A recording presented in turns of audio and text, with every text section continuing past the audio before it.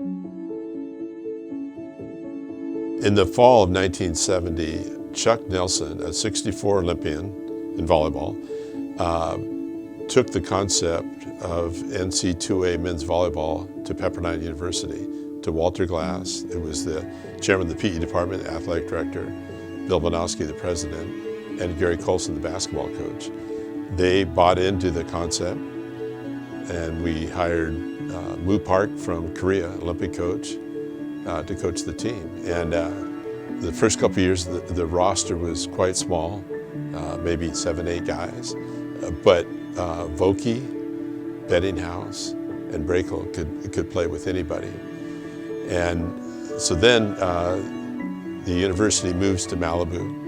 Moo Park goes to coach an Olympic team, and Pepperdine hires Bert DeGroot and Harlan Cohen. Both of them had been affiliated with USA team. Harlan coached the 1968 Olympic team. They recruited a bunch of young guys to come to Malibu, and I was one of the old guys, and it was a great mix of young guys and Vietnam veterans like myself and Mike Bettinghouse.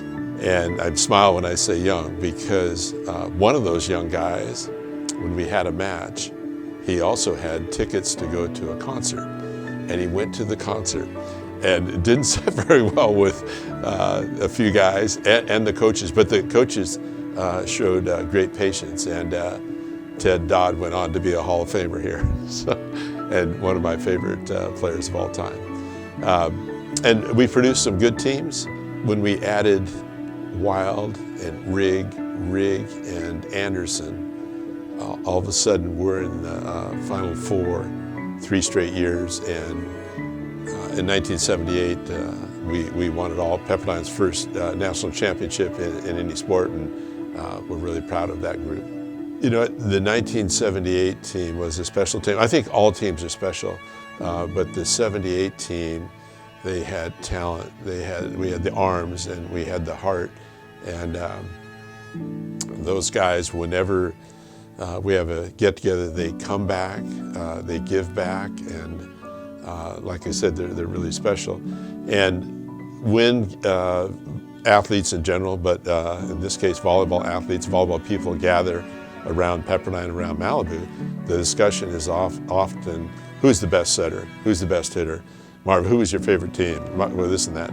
Would this team of Sean Rooney and Jonathan Winder beat the '86 team back to back? Or could they deal with Dane Blanton and Chip McCaw and Tom Sorensen? And I listened and I listened, and I wouldn't count out the '78 Waves competing against any of those guys.